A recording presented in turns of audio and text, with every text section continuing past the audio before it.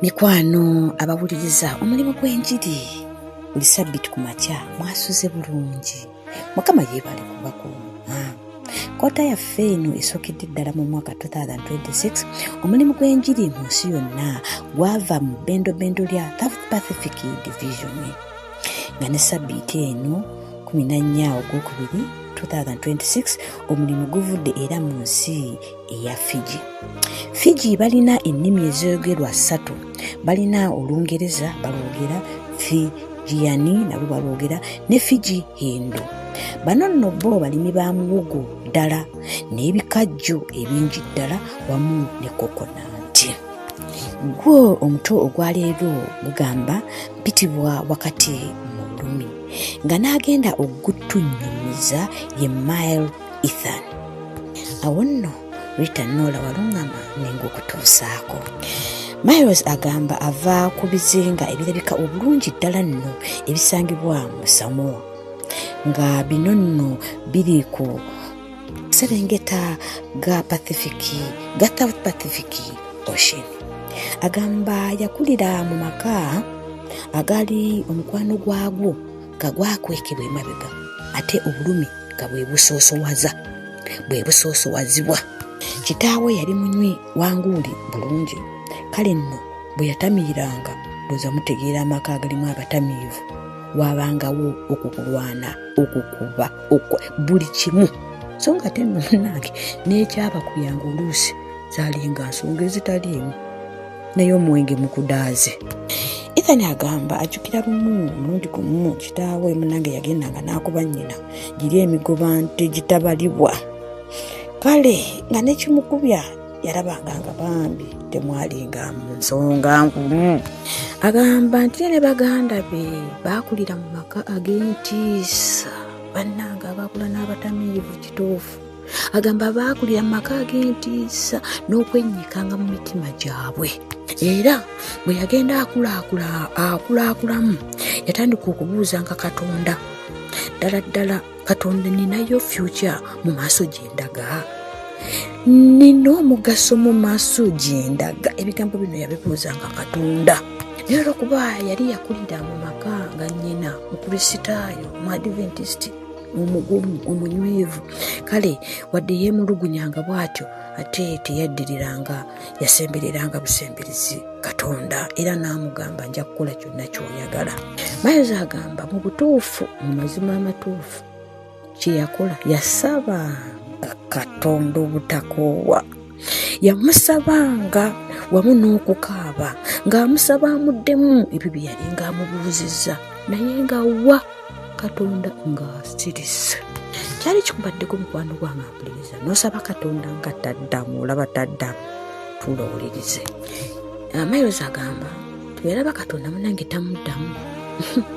Kye yakola yatandika okunenyanga Katonda mu buli kintu kyonna kye yali ayitamu mu bulamu bwe. Omusango yaguzza ku Katonda, omusango yagumuzaako ate nga tamuvuddeeko.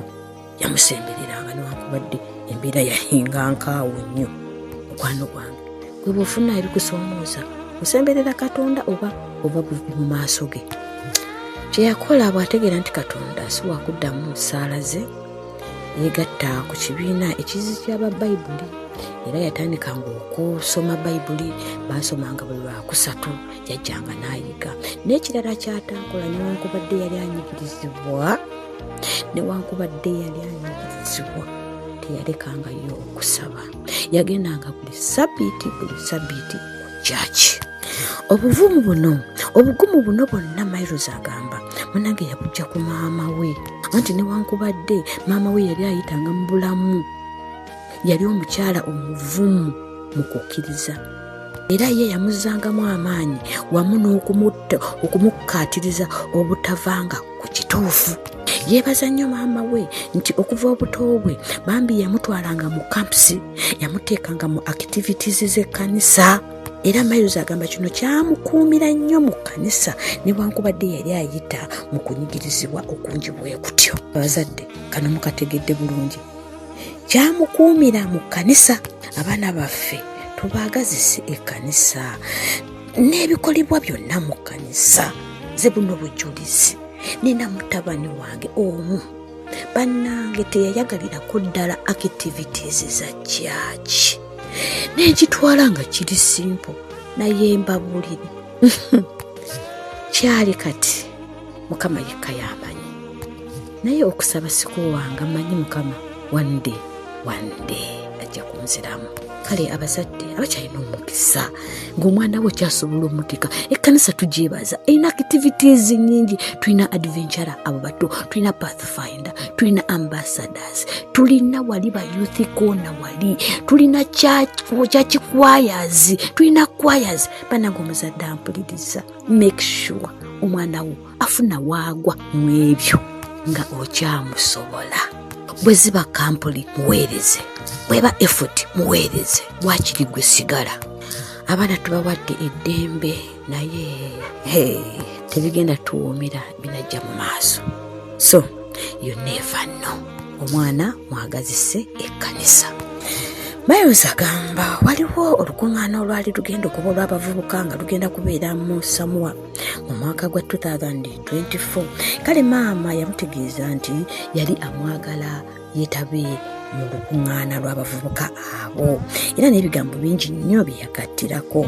Miles agamba ebigambo maama bye yamugamba weewaawo byamukwata ku mutima era bw'atyo n'asalawo okwewandiisa okwetaba lusiisira olwo olw'abavubuka olwalugenda okubaawo. Agamba ng'atuuse mu lusiisira olwo olw'abavubuka olw'omusamuwa yaddamu nati n'asaba Katonda. Ku luno yamusaba akabonero amulage ddala oba yali ayagala Miles okumuweereza. Bannange nabagamba bwe tusaba Katonda akola ki? Awulira. Miles agamba nga bali mu programu zaabwe ezaali zibatutte mu lusiisira, one of the presenter w'olusiisira yarangirira oba waliyo omuntu yenna eyayagala okwegatta ku buweereza obw'ekiminsani omwaka gumu nga bwannakyewa. Wano Miles agamba we yali atudde yawulira ekintu ekyajja ne kimufumita mu mutima nga tekyamaanyi tasobola kinnyonnyola wabula munda mu ye yawulira n'agamba oba Katonda ayagala nze. Mangu ago Ethan agamba n'awanika omukono agende akole obwannakyewa ng'omuminsani. Era ng'amaze okwewandiisa Ethan agamba nti yeewuunya n'agamba nti bane Katonda yali tayasirika busirisi bwe nali musaba, yalina enteekateeka gyanjagaliza ennungi wakitegeera. Kale ng'ali mu kusanyuka okungi olw'okugattibwa okutwalibwa okutendekebwa ng'omuminsani mu ssomero lyaffe erya Fountain College bamuweerera. Bannange sitaani yateekawo ate ekibeera ekibeera. Omu ku baganda be abalenzi gwe yakula naye gwe yabonaabona naye emyaka 16 miramba n'afa. Miles agamba yawulira munda mu ye akambe nga kalinga akamuyiseemu paka ku mutima gwe era bw'atyo n'awulira ng'asaanawo. Essuubi lyamugwamu n'atandika okwesalira omusango nga tewatabeereddeewo muganda we naye obwo bwonna bwali bulumi. N'ekirala yatandika okulaba nga takyakasa ng'ali mu mbeera bwete ey'obulumi obulala ate obulya emmeeme n'omwoyo n'obwongo n'omubiri. Bannange maama yajja gy'ali n'amubuddabudda n'amugumya ng'ate bw'amujjukiza Katonda yali amwetaaga okumuweereza n'ebigambo ebirala. Miles agamba mu bigambo byonna maama bye yayogera yatandika okuwulira ng'omwoyo omutukuvu yawulira amaanyi ag'enjawulo mu ye era bw'atyo n'addamu amaanyi okuddamu okugenda okusoma obuminsani ng'enteekateeka bwe yali. Bino byonna maama abikola okubuddabudda mutabani we naye alina omugugu gw'obulumi naye yagussa ebbali n'ajja eri omwana we. Ekyakyebaza abazadde emirundi emeka abaana bo omwana wo mu buzibu bwayiseemu n'otabeerawo n'akaaba n'otabeerawo. Omwo obuzibu babusanga ku kkanisa, omwo obuzibu mu maka gaffe gennyini ate obulala ku masomero n'awalala wangi nnyo naye obeereddewo omwana wo. Bannange mbasaba bazadde bannange tukwane abaana, tubakwane kubanga bingi bye bayitamu. Bambi ne bajja answers eyo gye tutamanyi. Imagine senga maama w'omwana ono Miles teyaliiwo, mulowooza Miles yandibadde akomawo. Abakola ekya maama Miles keep it up. N'abo abatannaba kubeeranga maama Miles tufube nnyo tukwane abaana baffe wadde nga ffe tubazaala. Miles one agamba ayagala ayogereko naffe ffenna abawuliriza abayita mu bulamu obulinga obubi n'obusingawo. Atugamba don't give up. Buli muki bw'oyitamu don't give up.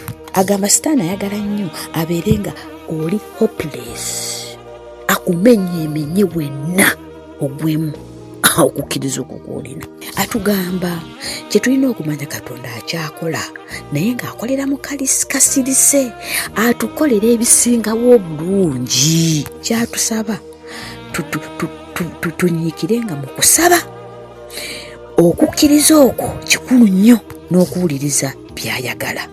Miles agamba emirundi egisinga twagala tuddibwemu nga bwe twagala nti naye ate Katonda si bw'akola, kolera mu kiseera kye ekituufu. Atuwa olunyiriri oluva mu Matayo Essula 5 olunyiriri olw'10.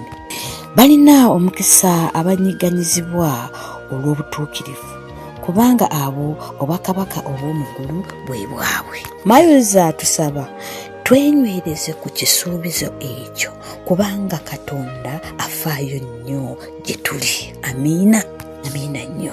Atwebaza olw'ekirabo kye 13 kye twawaayo mu 2013 kyayamba okuwa Bayibuli abantu 1.5 n'ebitabo ebirala eby'okusoma okuyiga ku Yesu nga ne Miles y'omu kwabo. Kale era wano waatusabira Sabbiiti 13 kooti eno ekirabo kigenda okuwaabwayo bambi kigenda ate era nakyo okuyamba ku pulojekiti ezo eby'obulamu bw'abaana mu bizinga bya Solomon ne Vanuatu. Mukwano waayo nze nkwebaza weebali kuwaayo buli sabbiiti awo ku musittale awali Sabbiiti 13 teekamu kooti eneegenda okugwako wamaggwe ng'ekirabo kyo oli mukwano kwagaliza Sabbiiti ennungi.